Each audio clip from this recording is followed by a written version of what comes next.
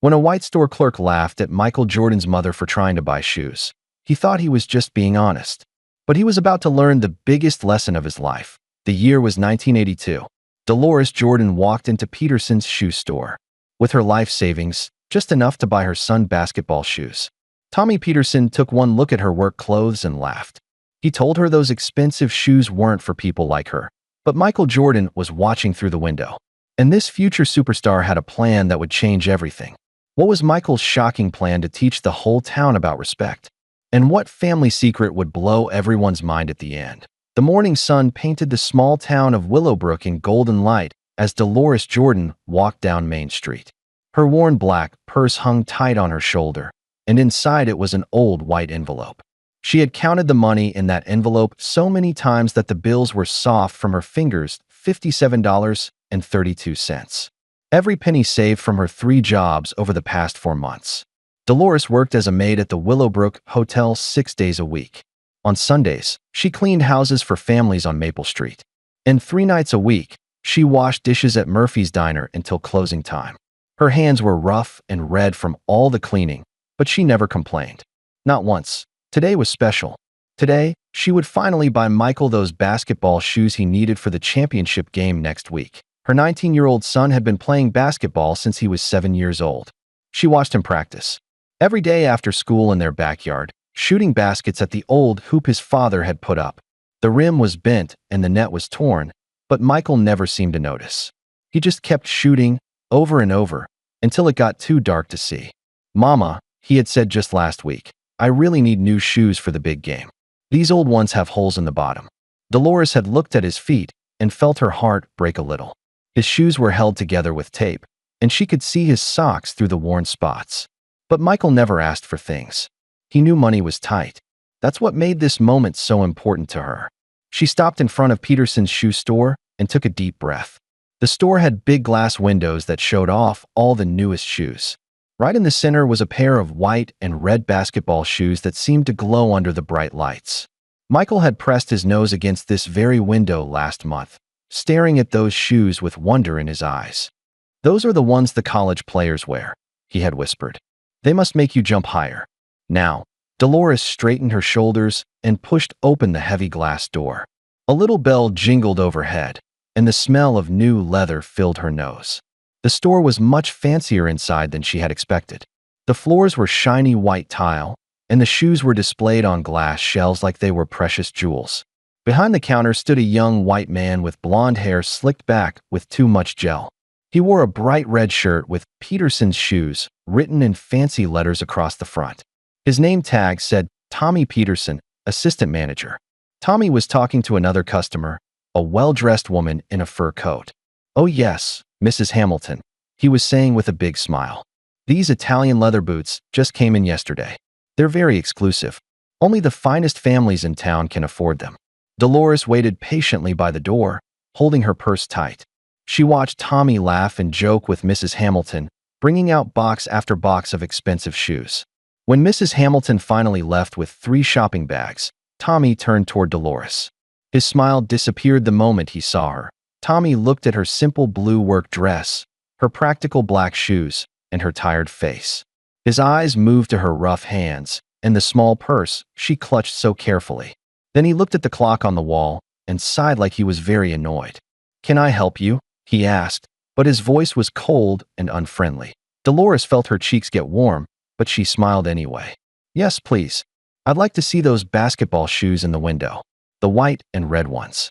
Tommy's eyebrows shot up, and he let out a short laugh. "Those shoes? Lady, do you know how much those cost?" "No, sir. But I have money saved up." Dolores pulled the white envelope from her purse and held it carefully.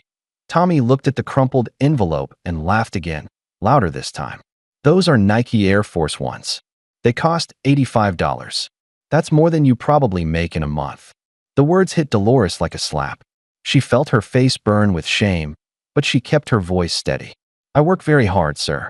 I've been saving for months to buy these shoes for my son." "Your son?" Tommy smirked and leaned against the counter. "Let me guess. He thinks he's going to be some big basketball star, right? Lady, those shoes aren't going to make anyone play better. Maybe you should try the thrift store down the street. They might have something more in your price range." By now, other customers in the store had turned to look. An elderly man by the sneaker display shook his head sadly. A young couple near the children's shoes whispered to each other and pointed. Dolores felt like everyone was staring at her, judging her worn dress and her envelope full of crumpled bills. "Please," she said quietly, her voice almost breaking. "I just want to look at them. For my boy." Tommy rolled his eyes and made a show of looking at his expensive watch. "Look, I don't have time for this. Those shoes are for serious customers only. People who can actually afford them. Why don't you go home and think about whether you really want to waste your grocery money on basketball shoes?" The cruel words hung in the air like smoke. Dolores felt tears starting to form in her eyes, but she refused to let them fall.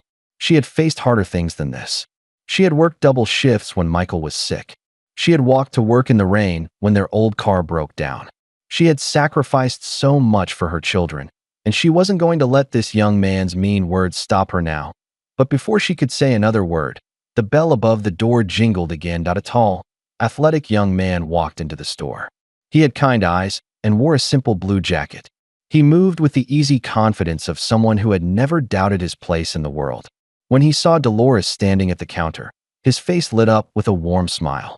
"Mama," he said softly, "what are you doing here?" Dolores turned around, and her heart filled with both joy and embarrassment. "Michael, I thought you were at practice. Coach let me out early." Michael walked over and put a gentle arm around his mother's shoulders. His eyes moved from her face to Tommy behind the counter, and something changed in his expression. It was like he could read the whole story just by looking at them. Tommy, meanwhile, was staring at Michael with new interest. The young man was tall and muscular, clearly an athlete, but Tommy still didn't recognize him. To Tommy, he was just another customer. "Is everything okay here?" Michael asked, his voice calm but with an edge to it. Tommy straightened up and put on his fake sales smile again. "Oh, hi there. Are you interested in some basketball shoes?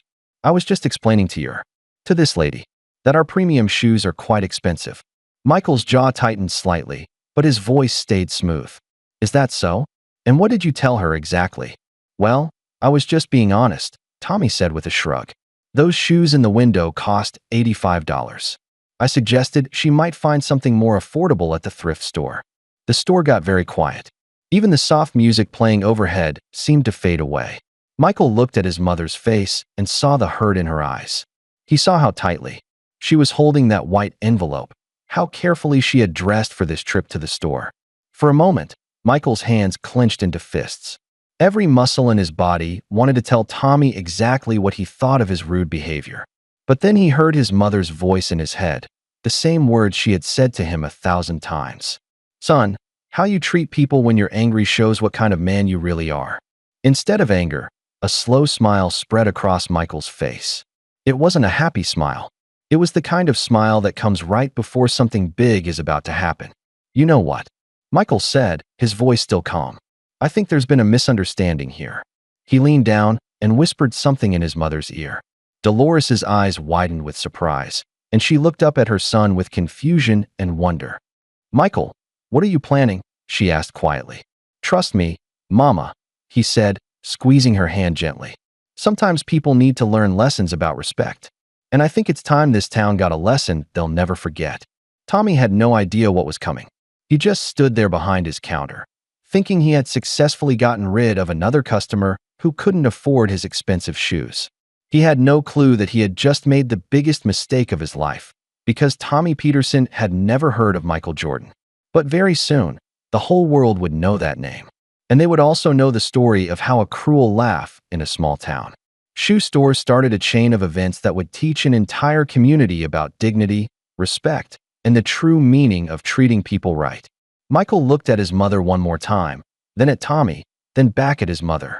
"Wait for me outside, Mama," he said softly. "I need to make a phone call, and then we're going to show this whole town what real respect looks like." Dolores Jordan stepped outside Peterson's shoe store, her mind spinning with questions. She clutched her white envelope tight and watched through the window as her son walked back toward Tommy Peterson. What was Michael planning? And who was he going to call? Inside the store, Michael approached the counter with that same mysterious smile. Tommy looked him up and down, taking in his athletic build and confident walk. He decided this young man might actually have money to spend. So, Tommy said, putting on his friendliest voice, "What can I show you today? We have some great basketball shoes in stock." "I'm Mike," Michael said simply, not giving his last name. "I heard you talking about those shoes in the window. The Nike Air Force Ones." "Oh yes." Tommy's eyes lit up with dollar signs. "Those are our top-of-the-line basketball shoes. Very popular with serious players." "Are you on a team?" "I play a little," Michael said with a modest shrug. "Tell me about your most expensive shoes. What do you have that costs even more than those?" Tommy practically rubbed his hands together with excitement. Finally, a customer who might actually buy something expensive.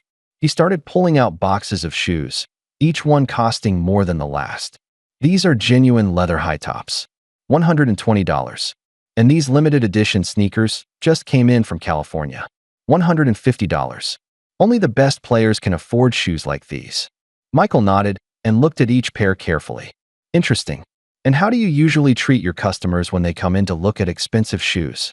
"Well," Tommy puffed up with pride, "I give excellent service to people who can afford quality merchandise. I don't waste time with people who are just window shopping or can't afford what they're looking at. Like that lady who was just in here." Tommy rolled his eyes. "Exactly. That woman wanted to look at $85 shoes when she probably had $20 to her name. I saved us both time by being honest about what she could and couldn't afford." Michael's smile got a little colder, but Tommy didn't notice. "So you think you can tell how much money someone is just by looking at them?" "Of course." Tommy laughed. "It's easy. Look at their clothes, their shoes, the way they talk. That woman was clearly a maid or something. Her hands were all rough from cleaning. People like that don't buy premium basketball shoes." "People like that," Michael repeated quietly. "Right. You understand. You're obviously different. I can tell. You have class. You probably come from a good family with money." Michael was quiet for a moment, studying Tommy's face. Then he said, "You know what? I need to think about this purchase. But I might be back later with some friends who are also interested in expensive shoes." "Great." Tommy handed him a business card. "Ask for me specifically. Tommy Peterson. My father owns this store, so I can give you the best deals." "Tommy Peterson," Michael said, like he was memorizing the name. "I'll definitely remember that." Michael walked outside to where his mother was waiting by the window. She looked worried and confused. "Michael, honey, what are you doing? That young man was very rude to me, but I don't want any trouble." "Mama, there's not going to be any trouble, but there is going to be a lesson." Michael put his arm around her shoulders. "Do you trust me?" "Of course I trust you. But what kind of lesson?" "The kind that changes how people think about treating others with respect." Michael looked down the street toward the payphone outside Murphy's Diner. "I need to make that phone call now. Can you wait here for just a few minutes?"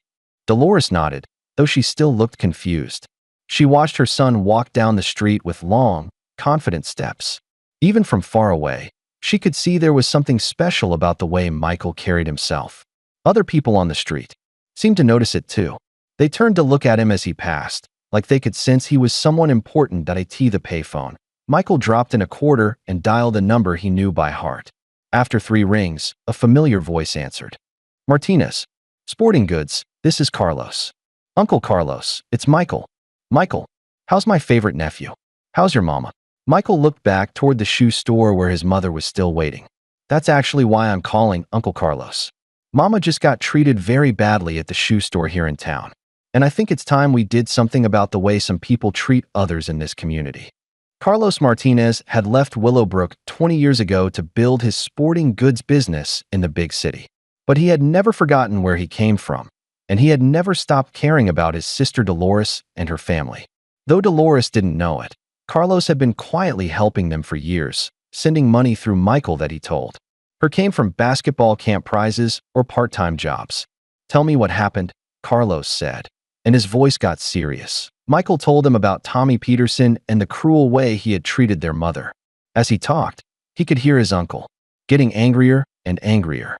"That boy needs to learn a lesson," Carlos said when Michael finished the story.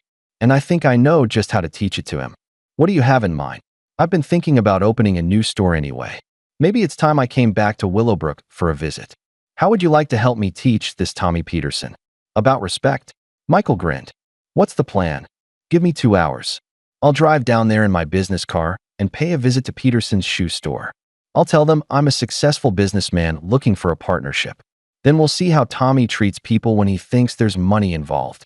And then, we'll give him a choice. He can learn to treat everyone with respect, or he can face the consequences of his actions.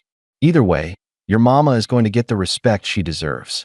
Michael felt a warm feeling spread through his chest. Even though Carlos lived far away, he always came through for family. Thank you, Uncle Carlos. But don't tell Mama who you really are yet. I want that to be a surprise. You got it, nephew. And Michael, your mama raised you right. She taught you to stand up for what's right without losing your temper. That's going to take you far in life. After Michael hung up the phone, he walked back to where his mother was waiting. She was looking in the window of Peterson's shoe store again, probably thinking about those basketball shoes she still wanted to buy for him. Everything's set up, Mama, he said. In about 2 hours, a businessman is going to come to that store. His name is Mr. Martinez, and he's going to test Tommy Peterson to see if he's learned anything about treating people with respect. What kind of test? He's going to ask Tommy to help his friend buy some shoes. That friend is going to be you. Dolores looked uncertain. Michael, I don't want to go back in there. That young man made me feel so small. I know he did, Mama. But this is your chance to hold your head high and show him that you deserve the same respect as any other customer. Mr. Martinez will be watching everything. If Tommy treats you right this time, maybe he's learned his lesson. If he doesn't, then what? Michael's smile was mysterious again. Then the whole town is going to learn a lesson they'll never forget. Meanwhile, back inside the shoe store, Tommy was bragging to his friend Jake Mitchell, who had stopped by during his lunch break. Jake worked at his father's law office down the street and always enjoyed hearing Tommy's stories about putting difficult customers in their place. You should have seen this woman, Tommy was saying.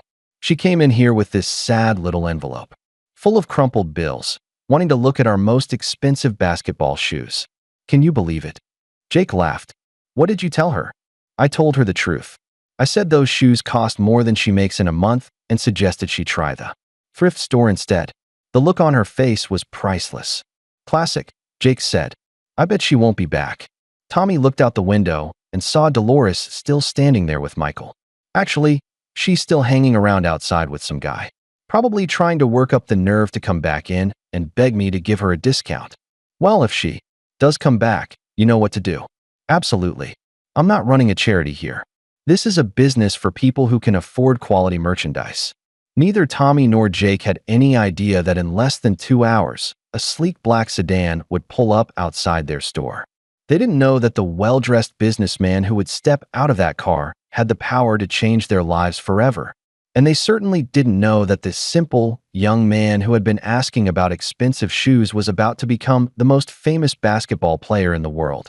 All they knew was that they felt very proud of themselves for keeping the wrong kind of people out of their fancy shoe store, but that pride was about to cost them more than they could possibly imagine. Because when you treat people badly, especially when those people have family who love them, the consequences can be bigger than you ever expected. Asterisk and Michael Jordan was about to show Tommy Peterson just how big those consequences could be. Point 2. Hours later, a shiny black sedan pulled up in front of Peterson's shoe store. The car looked expensive, with chrome that sparkled in the afternoon sun and windows so clean they looked like mirrors.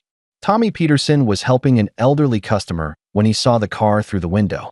His eyes got wide. In a small town like Willowbrook, cars like that meant only one thing: serious money. The driver's door opened, and out stepped a man in a perfectly tailored dark blue suit. He was tall and confident, with graying hair at his temples and shoes that probably cost more than Tommy made in a week. The man straightened his tie, looked at the Petersons' shoe store sign, and smiled. Jake, Tommy whispered to his friend, who was still hanging around the store. Look at that guy. He's got to be loaded. Carlos Martinez walked toward the store with the smooth steps of a man who was used to getting respect wherever he went. He had built his chain of sporting goods stores from nothing, and now he owned 12 locations across 3 states. But, more importantly, he was a man who had never forgotten what it felt like to be treated poorly because of how he looked or where he came from. The little bell jingled as Carlos entered the store. Tommy immediately abandoned his elderly customer and rushed over with his biggest smile. Good afternoon, sir. Welcome to Peterson's shoe store. I'm Tommy Peterson, assistant manager. How can I help you today? Carlos looked around the store slowly, taking in the shiny displays and expensive shoes. Good afternoon, Tommy. I'm Carlos Martinez. He handed Tommy a business card. I own Martinez Sporting Goods. Perhaps you've heard of us. Tommy's hands actually shook a little as he read the card. Martinez Sporting Goods was famous throughout the region. They had stores in all the big cities, and Tommy had heard they made millions of dollars every year. Oh my goodness, yes, sir. This is such an honor. What brings you to our little store? Carlos smiled, but it was the kind of smile that didn't quite reach his eyes. I'm always looking for new business opportunities. I've heard good things about Peterson's shoes, and I'm considering a partnership. You know, help you expand, maybe open some new locations. Tommy felt like he might faint from excitement. A partnership with Martinez Sporting Goods could make him rich beyond his wildest dreams. That sounds incredible, Mr. Martinez. What can I do to show you how well we run our business? Well, Carlos said, looking around the store again, I like to see how a business treats all of its customers. Rich customers, poor customers, everyone in between. You see, Tommy, in the sporting goods business, we serve everyone from professional athletes to kids just starting out. The way you treat people tells me everything I need to know about your character. Tommy nodded eagerly, even though he felt a tiny flutter of worry in his stomach. Of course, sir. We treat everyone with respect here. Excellent. As it happens, I have a friend who will be coming in shortly to look at some basketball shoes. I'd like you to help her personally. Consider it a test of your customer service skills. Absolutely. I'll give her my very best attention. What's her name? You'll know her when you see her, Carlos said mysteriously. She's a hardworking woman who's been saving up to buy something special. I want to see how you handle customers who have to work for their money. Tommy felt another flutter of worry, but he pushed it away. How hard could it be to be nice to one customer? Especially if it meant impressing Carlos Martinez. No problem at all, sir. I'll treat her like a queen. Carlos checked his expensive watch. She should be here any minute. I'll just browse around while we wait. Outside the store, Michael was talking quietly to his mother. Remember, Mama, just be yourself. Ask to see those basketball shoes you wanted. Don't let anyone make you feel small. Dolores smoothed down her dress nervously. I still don't understand what's happening, Michael. Why does this Mr. Martinez want to help us? Because he believes in treating people right, Michael said, which was true even if it wasn't the whole truth. And because you deserve respect, no matter what anyone else thinks. What if that Tommy boy is rude to me again? Michael's jaw tightened. Then Mr. Martinez will see exactly what kind of person he really is. And then the real lesson begins. Through the window, they could see Carlos Martinez looking at shoes while Tommy hovered nearby, like an excited puppy. Tommy kept pointing at different displays and talking quickly, obviously trying to impress his important visitor. Okay, Mama, Michael said softly. It's time. Dolores took a deep breath, straightened her shoulders, and walked toward the store entrance. The same little bell jingled as she pushed open the door, just like it had that morning. But this time, everything was different. This time, Carlos Martinez was watching. Tommy looked up from the display he was showing Carlos and saw Dolores enter. For just a moment, his face showed the same sneer as before. Then he remembered that Carlos was watching, and he quickly changed his expression, but it was too late. Carlos had seen that initial look of disgust, and his eyes had gone cold. Ah, Carlos said quietly. I believe this is my friend now. Tommy's mouth fell open. This was Carlos Martinez's friend? The same woman he had laughed at and insulted just hours before. The woman he had told to go to the thrift store. Dolores walked toward the counter with quiet dignity. She didn't look at Tommy directly, but she held her head high. In her hand was the same white envelope, a little more wrinkled from her nervous holding. Good afternoon, she said politely. I'd like to look at some basketball shoes, please. Tommy's mind raced. He was trapped. If he was rude to her, Carlos Martinez would see his true character. But if he was suddenly nice to her, she might say something about how badly he had treated her earlier. Carlos stepped forward with a warm smile. Mrs. Jordan, how wonderful to see you again. Tommy, this is the friend I was telling you about. I trust you'll give her your very best service. Tommy's hands were sweating now. Of course, Mr. Martinez.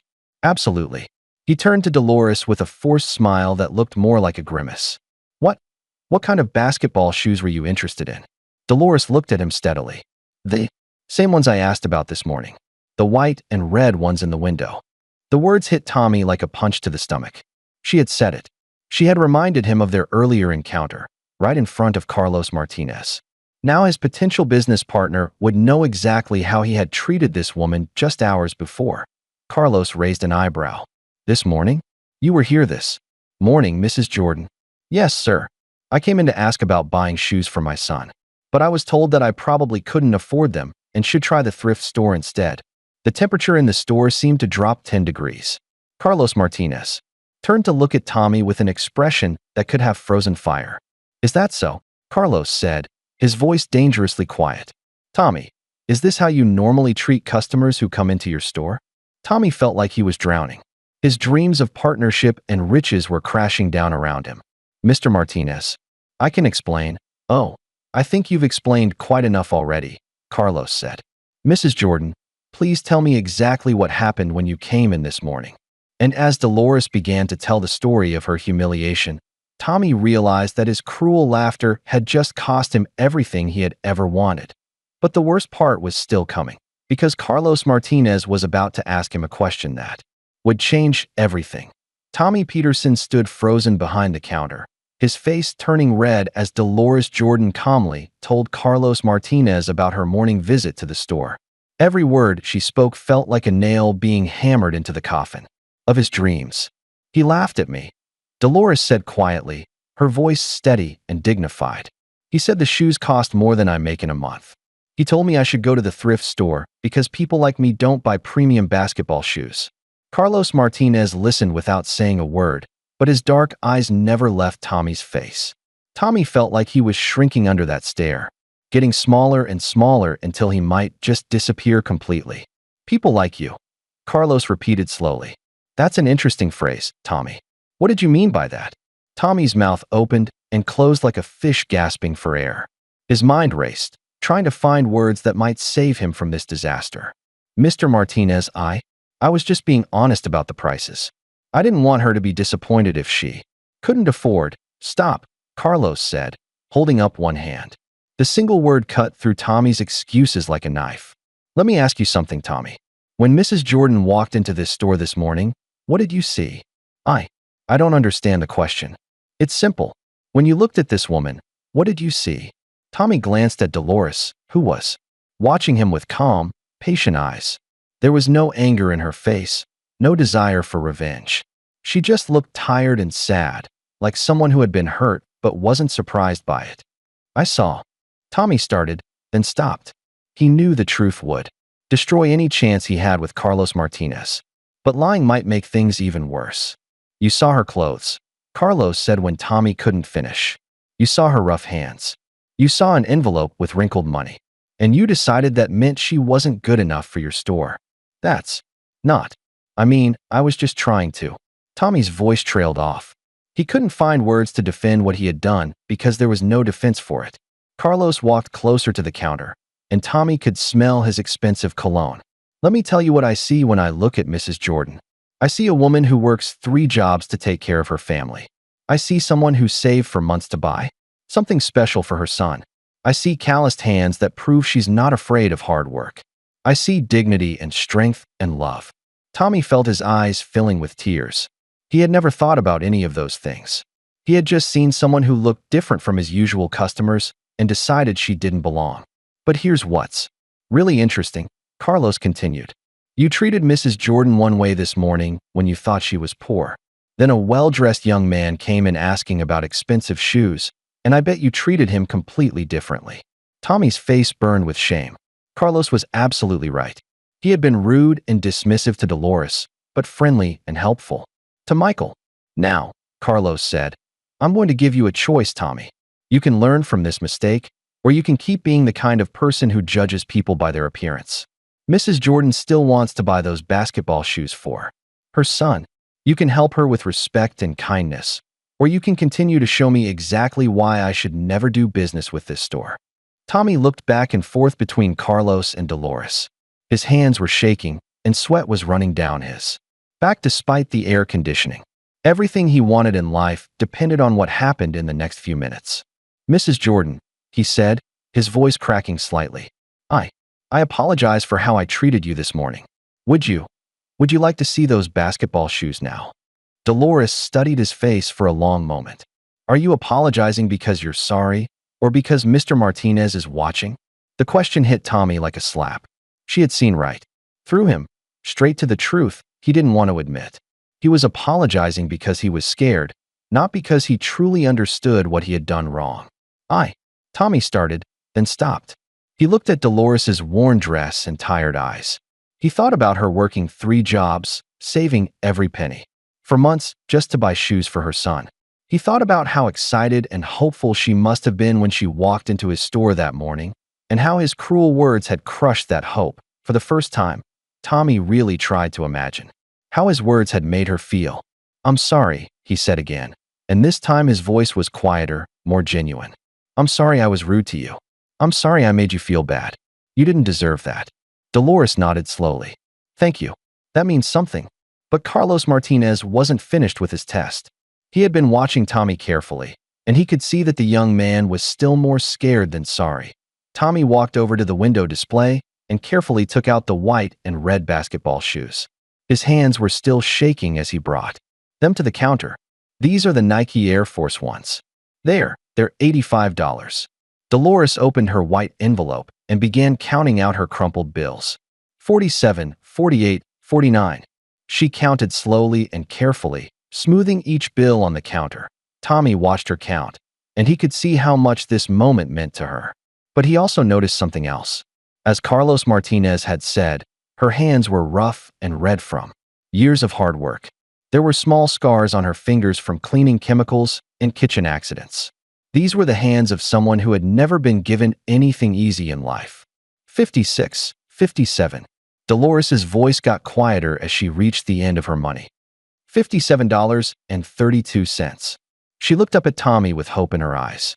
"I know it's not enough, but I was wondering, is there any way? Maybe if I could pay the rest next week when I get paid again." Tommy stared at the money on the counter. $57.32. She was almost $30 short. In the old Tommy, the Tommy from this morning, would have laughed and told her to come back when she had the full amount. But something was changing inside him as he looked at her hopeful face. This wasn't just about money. This was about a mother's love for her son. This was about dreams and sacrifice and the kind of love that works 3 jobs just to buy a pair of shoes.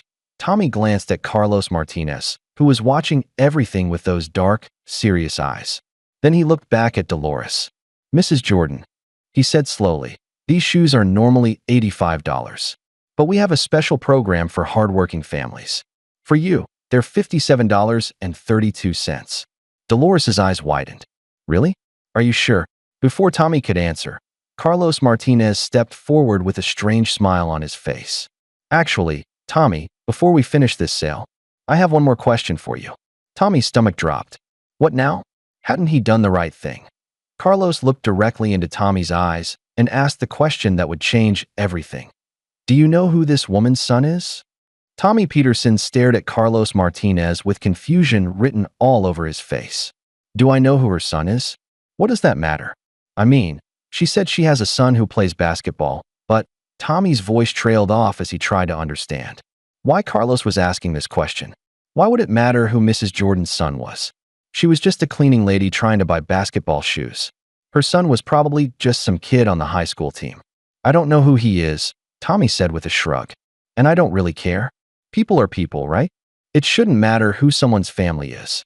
Carlos Martinez smiled, but it wasn't a happy smile. "That's very interesting, Tommy. You say it shouldn't matter who someone's family is. But this morning, you treated Mrs. Jordan like she was nobody. You laughed at her. You told her to go to the thrift store. You made her feel small and worthless." Tommy's face turned red again. "But I apologized for that. And I gave her a discount on the shoes." "Yes, you did. But only after you realized I was watching. Only after you knew your business deal might be in danger." Carlos walked closer to the counter. "Tell me, Tommy, if I hadn't been here today, would you have treated Mrs. Jordan any differently the second time she came in?" Tommy opened his mouth to say yes, but the word wouldn't come out. Because deep down, he knew the truth. If Carlos Martinez hadn't been in the store, Tommy probably would have been just as rude to Mrs. Jordan as he had been that morning. "I thought so. Carlos said quietly. You see, Tommy, I believe that how we treat people when no one important is watching shows who we really are. And this morning, when you thought no one was watching, you showed Mrs. Jordan exactly who you are. Dolores Jordan had been standing quietly through this whole conversation, but now she spoke up. Mr. Martinez, it's okay. Tommy apologized, and that's enough for me. I just want to buy these shoes for my boy and go home. Carlos turned to her with gentle eyes. Mrs. Jordan, you are a very kind woman. Too kind, perhaps. But I think Tommy needs to understand the full weight of his actions. He turned back to Tommy. You asked if it mattered who Mrs. Jordan's son is. Let me show you why it matters. Carlos walked to the front door of the store and opened it. Michael, he called. Could you come in here, please? Tommy watched through the window as the same young man from earlier walked toward the store. Mike, he had called himself. The friendly guy who had been asking about expensive basketball shoes. Michael Jordan stepped through the door with that same confident walk Tommy had noticed before. But now, with Carlos Martinez calling him by name, something felt different. About the moment. Tommy, Carlos said, I'd like you to meet Michael Jordan. Tommy nodded. Yeah, we met earlier. He was asking about basketball shoes. Carlos smiled. Did he tell you his last name? No, I don't think so. He just said his name was Mike.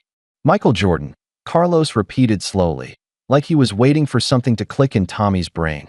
Tommy stared at Michael for a long moment.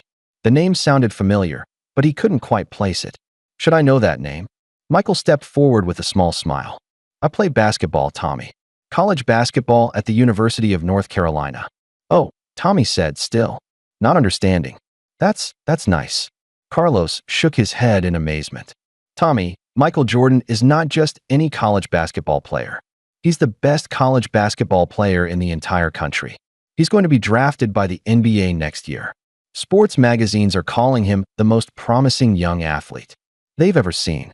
Tommy's eyes widened a little, but he still didn't seem to grasp the full meaning of what he was hearing. Let me put this in terms you might understand better, Carlos continued.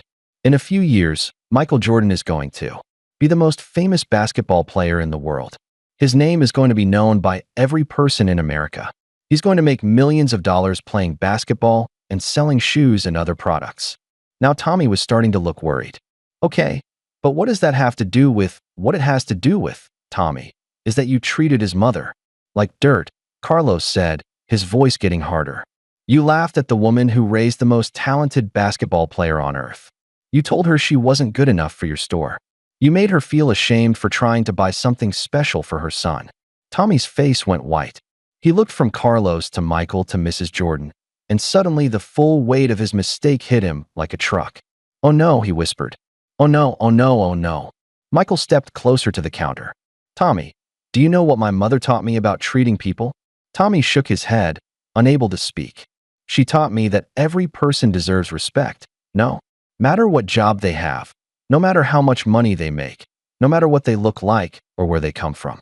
She taught me that how you treat people when they can't do anything for you shows what kind of person you really are.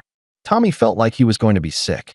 Mr. Jordan, I had no idea who you were. If I had known, stop right there.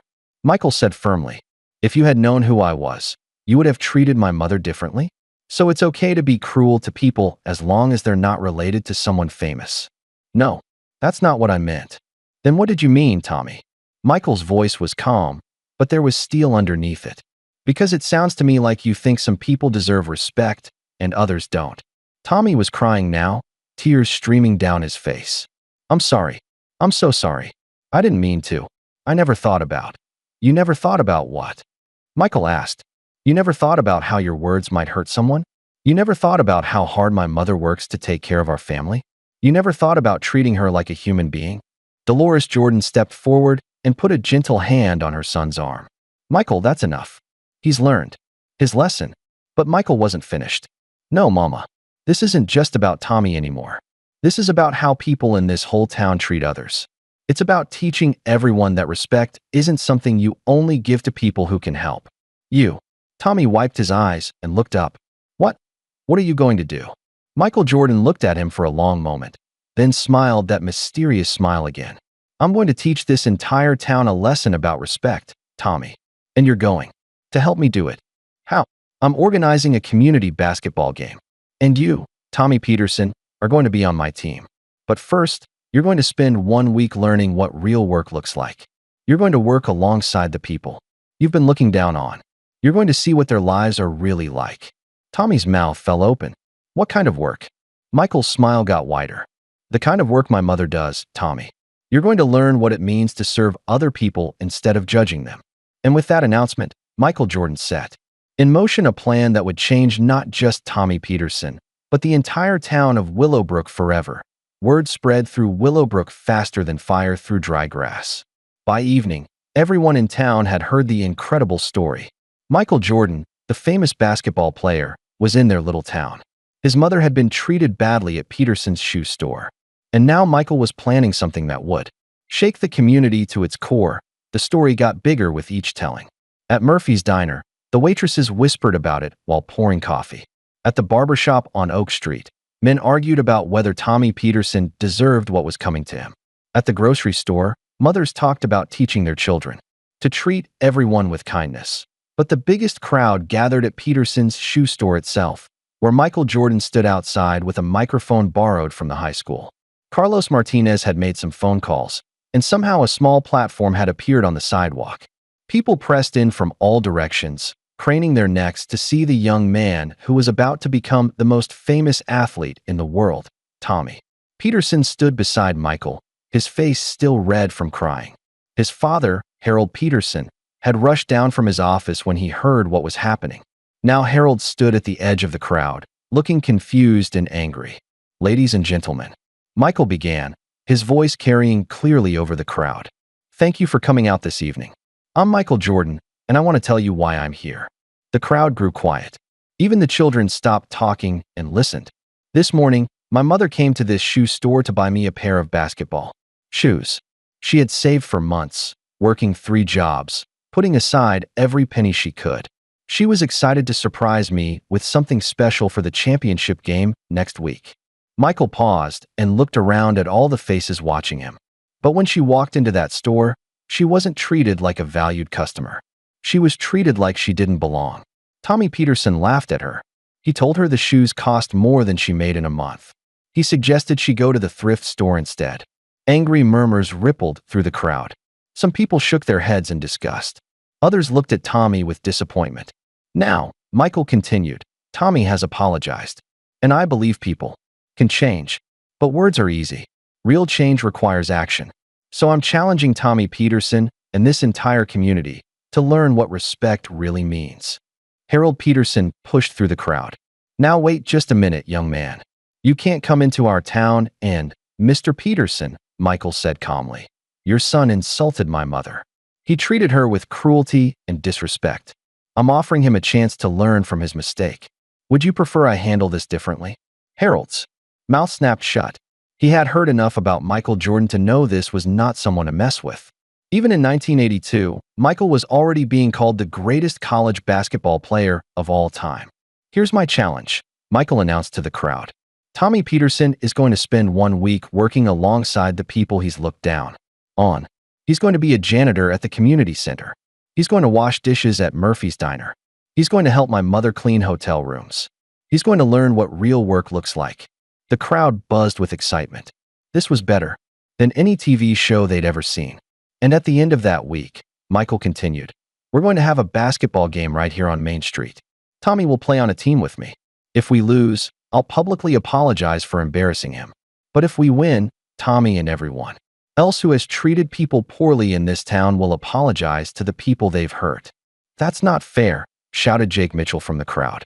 "You're a professional athlete. Of course you'll win." Michael smiled. "You're right, Jake. It wouldn't be fair if I played at full strength. So I'll only use my left hand during the game. And I'll wear regular shoes instead of basketball shoes. That should even things out." The crowd gasped. Michael Jordan was so confident in his message that he was willing to handicap himself just to prove a point. "Who's going to be on the other team?" someone called out. "Anyone who thinks it's okay to treat people badly based on how they look or how much money they have," Michael replied. "Anyone who thinks some people deserve respect and others don't." More murmurs went through the crowd. People were looking at each other, wondering who might step forward to defend Tommy Peterson. And who's going to supervise this whole thing? Harold Peterson demanded. How do we know this is legitimate? Before Michael could answer, a familiar voice spoke up from the crowd. I'll supervise it. Everyone turned to see Mrs. Sarah Chun, the principal of Willowbrook High School. She was a small woman with gray hair, but everyone in town respected her. She had been teaching for 30 years and had never been unfair to anyone. Mrs. Chun, Michael said with a respectful nod. Would you really be willing to oversee Tommy's week of community service? I certainly would, she said firmly. I've been watching how some people in this town treat others, and it's time for a change. If Tommy Peterson is brave enough to accept your challenge, I'll make sure he does it right. Tommy looked around at all the faces watching him. Some people looked angry. Others looked curious. A few looked like they felt sorry for him. But there was no way out. If he said no, he would look like a coward in front of the whole town. I accept, he said quietly. Louder, Michael said, so everyone can hear you. I accept the challenge. Tommy called out, his voice cracking with nervousness. The crowd erupted in cheers and applause. This was the most exciting thing that had happened in Willowbrook in years, but not everyone was happy. Harold Peterson was furious that his son had been put in this position. Jake Mitchell was angry that his friend was being humiliated. And several other people in the crowd looked uncomfortable, probably because they recognized themselves in Tommy's behavior. As the crowd began to break up, Michael noticed something interesting.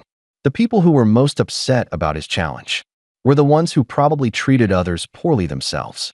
The people who were excited about it were the ones who worked hard and treated everyone with respect. Mrs. Chin approached Michael and his mother. Mr. Jordan, I think what you're doing is wonderful. But I have one concern. What's that, ma'am? What if Tommy learns his lesson during the week? What if he really changes? Will you still humiliate him with the basketball game?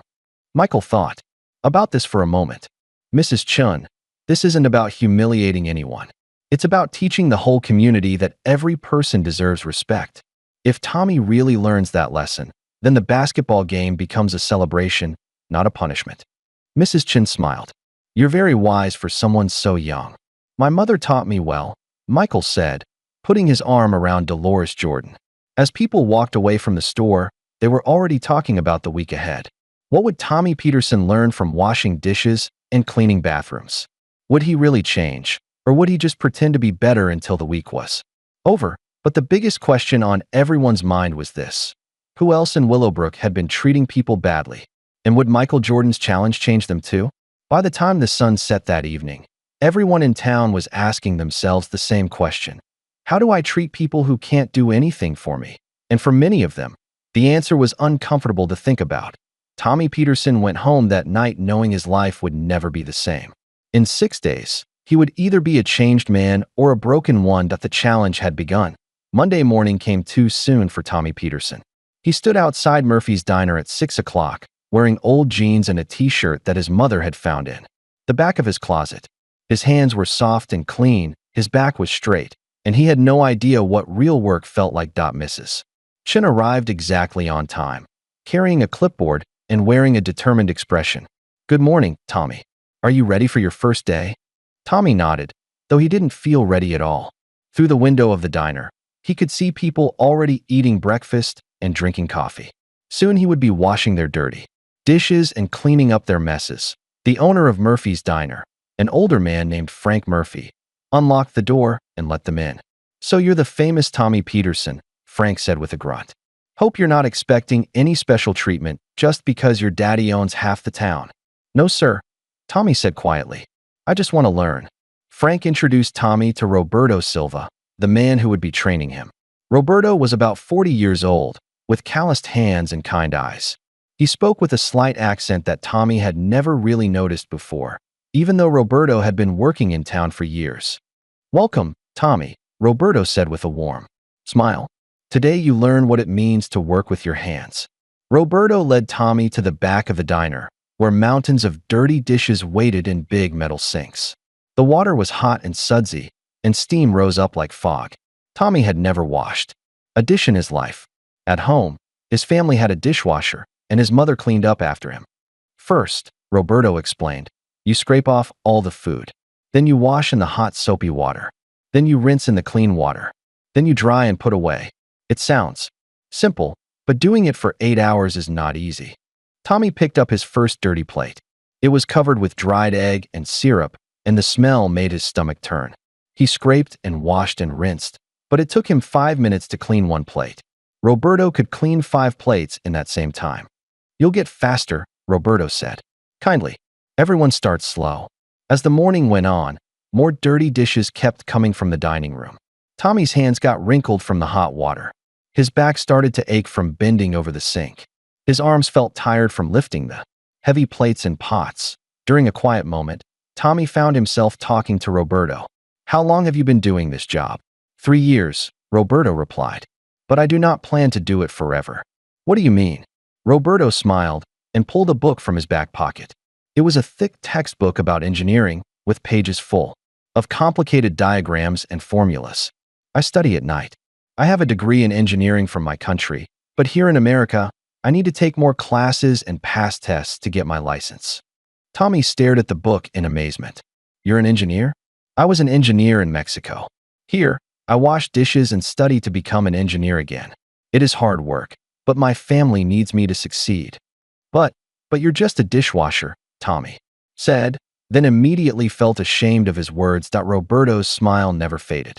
"I am not just anything, Tommy. I am a man who takes care of his family. I am a student learning new things. I am someone who works hard for his dreams. The job I do to pay the bills does not define who I am as a person." For the first time, Tommy began to understand something important. He had looked at Roberto and seen only a dishwasher.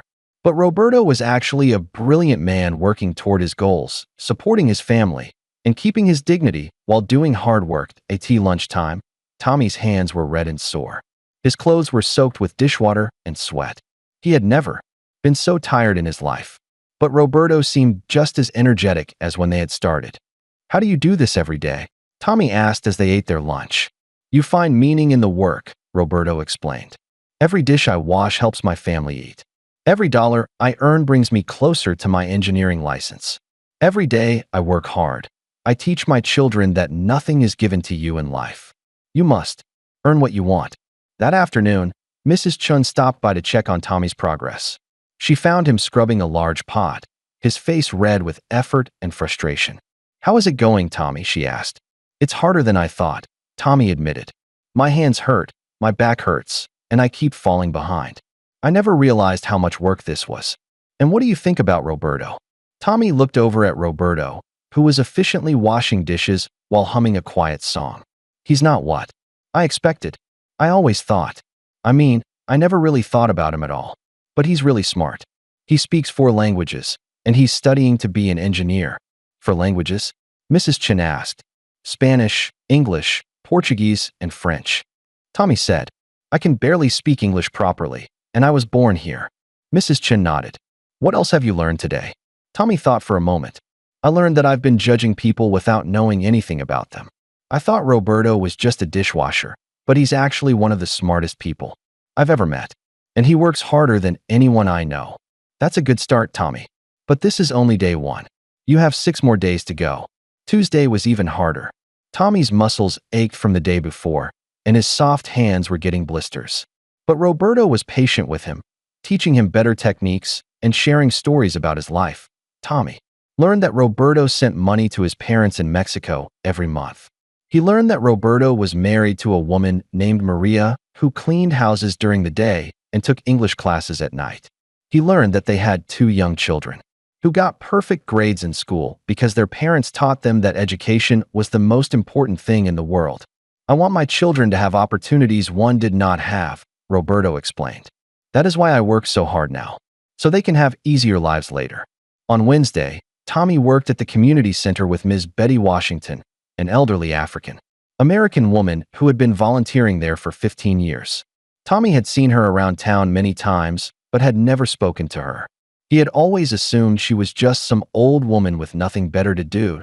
He could not have been more wrong at a mess. Betty turned out to be a retired school teacher who had taught for 40 years. She had a master's degree in education and had once been nominated for Teacher of the Year for the entire state. Now she spent her retirement teaching adults how to read. "You'd be surprised how many grown people never learned to read properly," she told Tommy as they set up chairs for an evening class. They're embarrassed about it, so they try to hide it. But they come here at night, after work, to learn something they should have learned as children. Why do you do this for free? Tommy asked .ms. Betty smiled. Because everyone deserves a chance to learn, honey. And because I know what it feels like to be looked down on for things that aren't your fault. That evening, Tommy watched Ms. Betty teach a class of 8 adults. There was a construction worker who had dropped out of school in 3rd grade to help support his family. There was a grandmother who had never been allowed to go to school because of her race. There was a young mother who had been too shy to ask for help when she was struggling in school. Ms. Betty treated each of them with patience and respect, never making them feel stupid or ashamed. She celebrated every small success and encouraged them when they got frustrated. After the class, Tommy helped Ms. Betty clean up the room. Ms. Washington, he said quietly, I'm sorry I never noticed what you do here. That's all right, honey. Most people don't notice the work that doesn't make money or get recognition. But it's often the most important work of all. On Thursday, Tommy worked with his mother's friend Mrs. Garcia, who cleaned offices downtown at night after working her day job at the factory. Tommy had never realized that some people work 2 jobs just to make ends meet. On Friday, the hardest day of all, Tommy worked alongside Dolores Jordan herself, cleaning rooms at the Willowbrook Hotel. He watched her work with quiet dignity, treating each room like it belonged to someone she cared about. She changed sheets with care, cleaned bathrooms, until they sparkled, and always left little touches that made the rooms feel welcoming. Mrs. Jordan, Tommy said as they cleaned their 10th room of the day, I want you to know how sorry I am for the way I treated you. Dolores stopped making the bed and looked at him. Tommy, you've been working hard all week. You've been learning. That's worth more than any apology. But I was so cruel to you. I said terrible things. Yes, you did. But now you understand why those words hurt. You've walked in the shoes of people like me. You know what real work feels like. You know that being poor doesn't make someone less worthy of respect. Tommy felt tears in his eyes. How do you forgive someone like me? Dolores finished tucking in the sheets and smiled at him. Because holding on to anger hurts me more than it hurts you. And because I believe people can change when they truly understand their mistakes. That night, Tommy went home exhausted but changed. His hands were rough and blistered. His back ached constantly. His feet hurt from standing all day. But his heart felt different. Lighter somehow that he had learned that Roberto Silva was not just a dishwasher, but a brilliant man working toward his dreams. He had learned that Ms. Betty Washington was not just an old woman, but a dedicated teacher changing lives. He had learned that his mother's friend Mrs. Garcia was not just a cleaning lady, but a strong woman supporting her family through pure determination. Most importantly, he had learned that every person he met had a story, had dreams, had dignity that deserved respect. But Tommy's biggest lesson was still to come. Because tomorrow, on his final day of community service, he was going to discover a secret about his own family that would shock him to his core. Saturday morning was Tommy's final day of community service. He was supposed to help clean the old Peterson building downtown, the very first building his grandfather had owned when the Peterson family started their business empire in Willowbrook. Mrs. Chen met him at 7 o'clock sharp, just like every other day that week. But this time, she looked more serious than usual. Tommy, she said, today you're going to work with Mr. Henry Washington. He's the building supervisor, and he's been taking care of Peterson properties for over 20 years. Tommy nodded. The name Washington sounded familiar, but he couldn't quite place it. Is he related to Ms. Betty Washington? He's her husband, Mrs. Chun said with a small smile. You'll find out that the Washington family has quite a history with your family. They walked into the old brick building that housed several small offices and apartments. The hallways were clean but worn, and everything smelled like old wood and floor wax. Tommy had never been inside this building before, even though his family owned it.mr. Henry Washington was waiting for them in the lobby. He was a tall, dignified man in his 70s with gray hair and strong hands. He wore simple work clothes, but he carried himself like someone who deserved respect. So you're Harold Peterson's boy, Mr. Washington said, looking Tommy up and down. You look just like your daddy did when he was young. You knew my father when he was young? Tommy asked.mr. Washington chuckled. Oh yes, I knew your daddy very well. In fact, I helped him get his start in business. But I suppose he never told you that story. Tommy felt confused. His father had always talked about building the family business from nothing, about working hard and making smart decisions. He had never mentioned getting help from anyone. What kind of help? Tommy asked. Well, Mr. Washington said, let's start our work, and I'll tell you the story while we clean. They began in the basement, which was dusty and filled with old boxes and forgotten furniture. As they swept and organized, Mr. Washington told Tommy about the old days in Willowbrook. This was back in 1962. Mr. Washington began. Your daddy was just 22 years old, fresh out of college, and he had big dreams, but no money. He wanted to open a shoe store, but he couldn't afford to rent a decent location. Tommy listened while he dusted off old filing cabinets. He had heard this part of the story before. His father had always said he started with nothing. The only place your daddy could afford was a tiny basement room over on Elm Street. It was dark, damp, and barely big enough for a few shelves of shoes. But it was all he could afford with the little bit of money he had saved. Mr. Washington paused his sweeping and looked at Tommy. That's where my wife Betty comes into the story. Miss Betty? The teacher. That's right. But back then, she was just a young woman working as a maid at the Willowbrook Hotel, just like Mrs. Jordan does. Now, Tommy felt a strange feeling in his stomach. Something about this story was making him nervous. Betty was walking home from work late one night when she saw a light on in that basement store. She looked in the window and saw your daddy sitting on the floor, crying. The store was a mess because it had flooded that afternoon from a broken pipe upstairs. Mr. Washington moved to a new section of the basement, and Tommy followed him. Betty could have just walked on home. She was tired from working all day, and she had her own problems to worry about. But that's not the kind of person she is. What did she do? She knocked on the door and asked if she could help. Your daddy was too proud to accept help at first, but Betty insisted. She came back the next day with cleaning supplies and spent her only day off helping him clean up that flooded store. Tommy stopped dusting and stared at Mr. Washington. Ms. Betty helped my father start his business. Oh, it gets better than that, Mr. Washington said. Betty saw how hard your daddy was trying, how much he wanted to succeed. So she started coming by after work to help him organize his inventory and clean the store. She never asked for any payment. They climbed the stairs to the first floor and started cleaning the hallway. With each step, Tommy felt like he was climbing toward a truth he wasn't sure he wanted to hear. But the biggest help came when your daddy couldn't make his rent, Mr. Washington continued. It was December 1962, and he was 3 months behind on payments. The landlord was going to kick him out right before Christmas. What happened? Betty had been saving money to visit her sick mother in Georgia. She had $47 put away, which was a lot of money for a young maid in 1962. And you know what she did? Tommy's hands stopped moving. His heart was beating fast. What did she do? She gave every penny of that money to your daddy so he could pay his rent and keep his store open. The words hit Tommy like a physical blow. He sat down hard on the steps, feeling dizzy. Ms. Betty gave my father money to save his business? $47, Mr. Washington repeated. Every cent she had in the world. She gave up her chance to see her dying mother so that a young white man she barely knew could keep his dream alive. Tommy felt sick to his stomach. Did my father ever pay her back? Mr. Washington's face grew sad. Your daddy promised he would pay her back as soon as business got better. Betty never asked for the money, but she sure could have used it over the years. He never paid her back, Tommy whispered. Not one penny. And there's more to the story.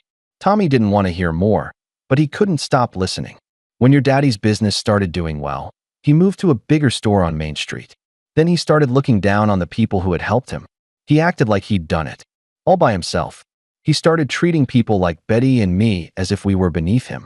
Tommy remembered all the times his father had talked about the wrong kind of people who didn't belong in their nice store. Now he was learning that his family's success had been built on the kindness of exactly those kinds of people. But here's the worst part, Mr. Washington continued. A few years ago, Betty got sick and needed surgery. The medical bills were huge, and we couldn't afford them. Betty swallowed her pride and went to your daddy's store to ask if he could help her, since she had helped him when he needed it most.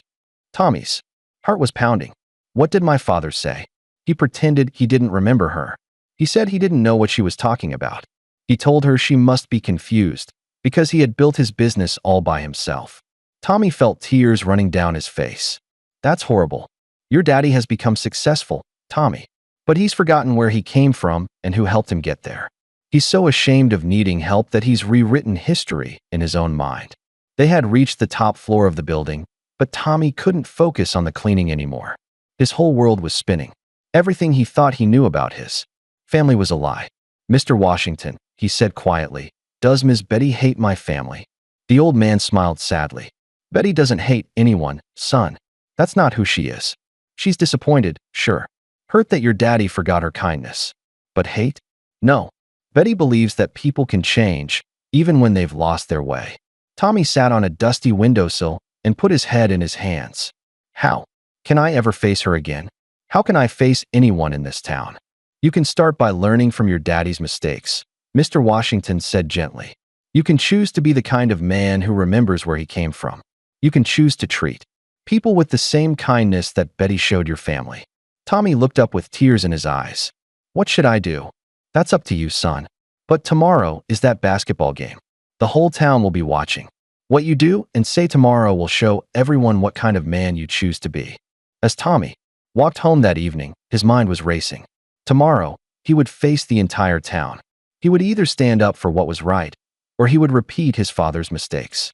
But one thing was certain. Tommy Peterson would never be the same again. The question was, what was he going to do about it? Sunday morning dawned bright and clear in Willowbrook. By 10 o'clock, it seemed like the entire town had gathered on Main Street. Someone had set up basketball hoops at each end of the street, and orange cones marked the boundaries of the court. Folding chairs lined both sides, filled with excited spectators. Tommy Peterson stood at one end of the makeshift court, wearing simple shorts and a t-shirt. His hands, which had been soft and clean just 1 week ago, were now rough and calloused from real work. But more importantly, his eyes looked different. There was a sadness in them, but also a determination that hadn't been there before. Michael Jordan was warming up at the other end, dribbling with his left hand only, just as he had promised. Even using only his weak hand, he moved with a grace that made everyone stop and watch. This was clearly someone special. Mrs. Chin stood in the middle of the court with a microphone. "Ladies and gentlemen, before we begin this game, Tommy Peterson has asked to say something to the community." Tommy walked slowly to the center of the court. The crowd grew quiet. Everyone was curious about what he would say after his week of working alongside the people he had once looked down on. Tommy took the microphone with shaking hands. He looked out at all the faces watching him. There was Roberto Silva with his wife Maria and their 2 children. There was Ms. Betty Washington sitting next to her husband Henry. There was Mrs. Garcia, tired from working a night shift, but determined to be there. And there was Dolores Jordan, sitting with quiet dignity in the front row. "I want to tell you all a story," Tommy began, his voice nervous but clear. "It's about a young man who thought he was better than other people, who thought that having money made him more important than people who worked with their hands." The crowd listened intently. Some people looked angry, others looked curious. That young man was cruel to a hard-working mother who just wanted to buy shoes for her son. He laughed at her. He made her feel small and worthless. He judged her by her clothes and her job instead of seeing her heart. Tommy paused and looked directly at Dolores Jordan. "That young man was me, and I was wrong." A murmur went through the crowd. This wasn't what they had expected. "This week, I learned what real work looks like. I washed dishes with Roberto Silva, who speaks 4 languages and is studying to become an engineer.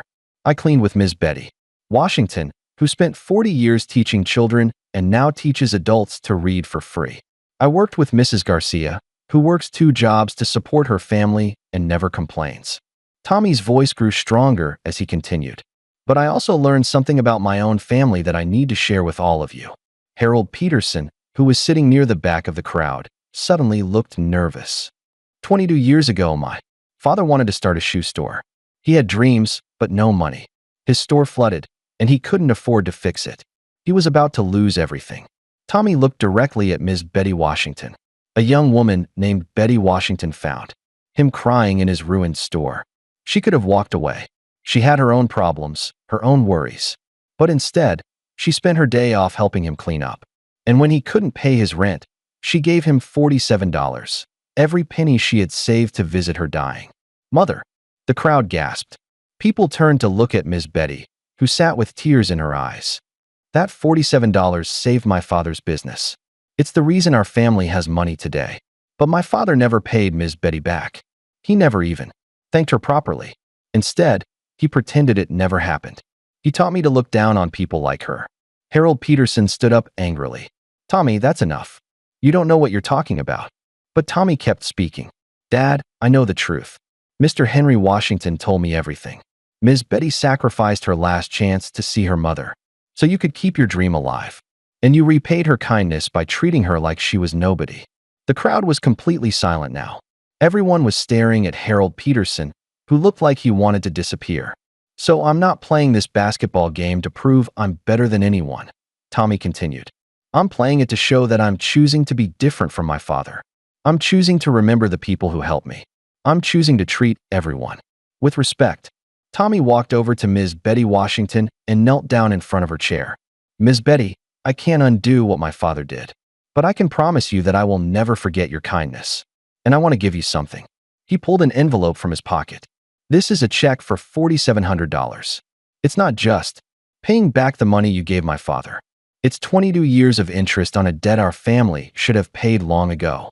Ms. Betty's eyes filled with tears. Tommy, honey, I don't need your money, but I need to give it to you, Tommy said. I need to start making things right. The crowd erupted in applause. People were cheering and crying at the same time. Even some of the people who had been angry at Tommy were now clapping for him. Michael Jordan walked over and put his hand on Tommy's shoulder. That took real courage, Tommy. But now we still have a game to play. Tommy stood up and smiled. You're right. But Michael, I have one more announcement. He took the microphone again. I'm giving up my job at Peterson's shoe store. Roberto Silva deserves that position more than I do. He's smarter, he works harder, and he treats every customer with respect. The crowd cheered even louder. Roberto Silva looked shocked and grateful. And Tommy continued, my family is creating a scholarship fund in Ms. Betty Washington's name. It will help hard-working students go to college, no matter how much money their families have. By now, even Harold Peterson had tears in his eyes. He walked through the crowd to where his son stood. Tommy, he said quietly, I'm proud of you. And I'm ashamed of myself. Father and son hugged in front of the whole town while everyone cheered. But Michael Jordan wasn't finished yet. This is wonderful, Tommy. You've learned the lesson about respect. But I have one more surprise for everyone. The crowd grew quiet. Again, wondering what else could possibly happen. There's someone here today who hasn't been properly introduced, Michael said with that mysterious smile. Someone who has been helping my family for years, but who wanted to keep it a secret. Michael looked directly at Carlos Martinez, who was standing at the edge of the crowd. Carlos, I think it's time to tell everyone who you really are. And with those words, Michael Jordan was about to reveal the biggest surprise of all. The crowd on Main Street held its breath as Michael Jordan walked toward Carlos Martinez. Dolores Jordan sat in her chair, looking confused and a little worried. She had no idea what her son was about to reveal. Ladies and gentlemen, Michael said, his voice carrying clearly over the silent crowd. I want you to meet Carlos Martinez, owner of Martinez Sporting Goods. He came to Willowbrook this week to test Tommy Peterson's character. But what you don't know is why he cared so much about how Tommy treated my mother. Carlos Martinez stepped forward, his expensive suit looking out of place among the folding chairs and basketball hoops. But there was something different about his face now. The confident businessman expression was gone, replaced by something softer and more vulnerable. Carlos, Michael said gently, I think it's time to tell everyone the truth. Carlos looked at Dolores Jordan, who was staring at him with growing recognition in her eyes. 20 years had changed him, but she was beginning to remember a younger man who had left Willowbrook with big dreams and a broken heart. Carlos, Dolores whispered, standing up slowly. Carlos Martinez? Is that really you? The crowd murmured with confusion. How did Mrs. Jordan know this rich businessman?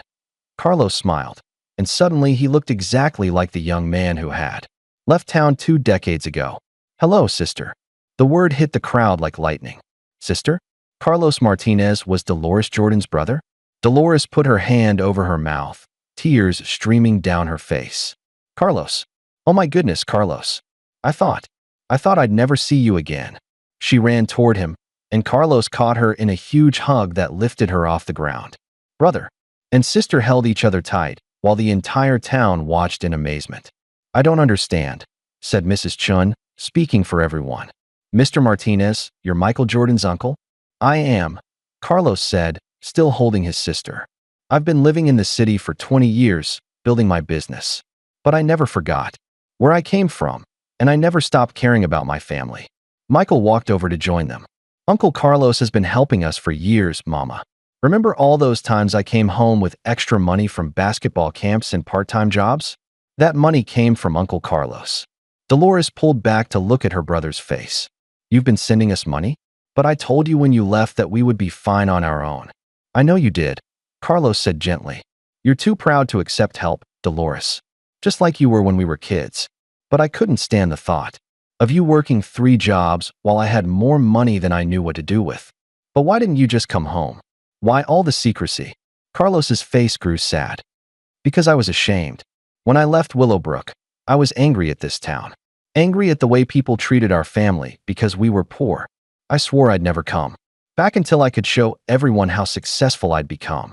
He looked around at all the faces watching them. But success made me bitter. I thought I was better than this place. I thought I was better than the people who had looked down on us. I was wrong. Tommy Peterson, who had been watching this reunion with amazement, stepped forward. Mr. Martinez, you came back because of what I did to Mrs. Jordan, didn't you? Carlos nodded. When Michael called me and told me how you had treated my sister, I realized that running away from this town hadn't solved anything. There are still people here who judge others by their appearance or their bank account. And there are still good people here who deserve respect and kindness. But more than that, Carlos continued, I realized that I had become just as bad as the people I was angry at. I had so much money and success, but I was hiding from my own family because I was too proud to admit I missed them. Michael put his arm around his mother's shoulders. Uncle Carlos, tell them about your plan. Carlos smiled. Well, I've been thinking about retiring from the big city business. I want to come home to Willowbrook and open a new sporting goods store here. But I don't want to run it alone. He turned to face Dolores directly. Sister, I want you to be my business partner. You know this community better than anyone. You know what it means to work hard and treat people right. I have the money and the business experience, but you have something more important. You have wisdom and kindness. The crowd gasped. Dolores Jordan, the hotel maid who worked 3 jobs, was being offered the chance to become a business owner. Carlos, I don't know anything about running a business, Dolores said. You know everything about running a business, Carlos replied. You know about hard work, customer service, and treating people with respect. Those are the most important things in any business. Michael grinned. Mama, you've been managing 3 different jobs for years. You've been teaching me about respect and dignity my whole life. You're the smartest businesswoman I know. Roberto Silva stepped forward from the crowd. Mrs. Jordan, if you start a business, I would be honored to work for you. So would I, said Ms. Betty Washington. Me too, called out Mrs. Garcia soon. Half the crowd was volunteering to work for or shop at a store run by Dolores Jordan. People who had been overlooked and undervalued were rallying around someone who had always treated them with kindness. But Tommy Peterson had the biggest surprise of all. Mrs. Jordan, he said, walking up to her with a humble expression, I know. I don't deserve it after how I treated you. But would you consider letting me work for you? Starting at the bottom, earning my way up through hard work and respect. The crowd held its breath. Would Dolores Jordan give Tommy Peterson a second chance? Dolores looked at Tommy for a long moment. She saw the blisters on his hands from a week of hard work. She saw the genuine remorse in his eyes. She saw a young man who had learned from his mistakes and was trying to become better. Tommy, she said softly, everyone deserves a second chance. But you'll have to prove yourself every single day. Yes, ma'am, Tommy said gratefully. I understand. Carlos clapped his hands together. Then it's settled. Martinez and Jordan Sporting Goods will open next month. We'll sell quality athletic equipment to everyone in this community, and we'll treat every customer with the same respect, whether they're buying expensive shoes or just looking around. The crowd erupted in cheers and applause. People were crying and laughing and hugging each other. What had started as a lesson about respect had turned into something much bigger, a new beginning for the entire community. But Michael Jordan wasn't quite finished. There's one more thing, he announced. Next year, when I'm playing in the NBA, I'm going to make sure that Martinez and Jordan Sporting Goods becomes the official supplier of basketball shoes for my youth basketball camps.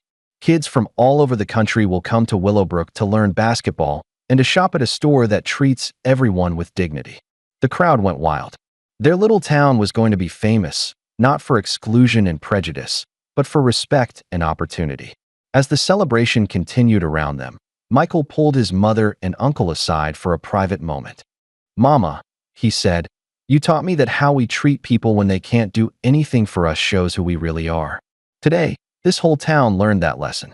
Dolores looked around at all the happy faces. Roberto teaching his children to dribble a basketball, Miss Betty hugging Tommy Peterson, Harold Peterson shaking hands with people he had previously ignored. "You know what the best part is?" she said to her son and brother. "This isn't really about basketball or shoe stores or even about teaching Tommy a lesson. It's about people remembering that we're all part of the same community. We all deserve kindness and respect." 1 year later, Martinez and Jordan Sporting Goods was the most successful store in Willowbrook. Dolores Jordan had become one of the most respected business owners in the region. Tommy Peterson had worked his way up to assistant manager through genuine hard work and treating every customer like family. Roberto Silva was studying for his engineering license at night while managing the store's inventory during the day. Ms. Betty Washington ran a literacy program in the store's community room every Tuesday evening. Mrs. Garcia had been promoted to head of customer service, and Michael Jordan? He had indeed become the most famous basketball player in the world. But whenever reporters asked him about his success, he always told them the same thing. "My mother taught me that respect and kindness are more important than fame or money. Everything good in my life started with that lesson." The story of what happened in Willowbrook became famous too. People called it the day Michael Jordan taught a town about respect. It was told in schools and churches and community centers all across the country. But the people of Willowbrook knew the real truth. It wasn't really Michael Jordan who taught them about respect.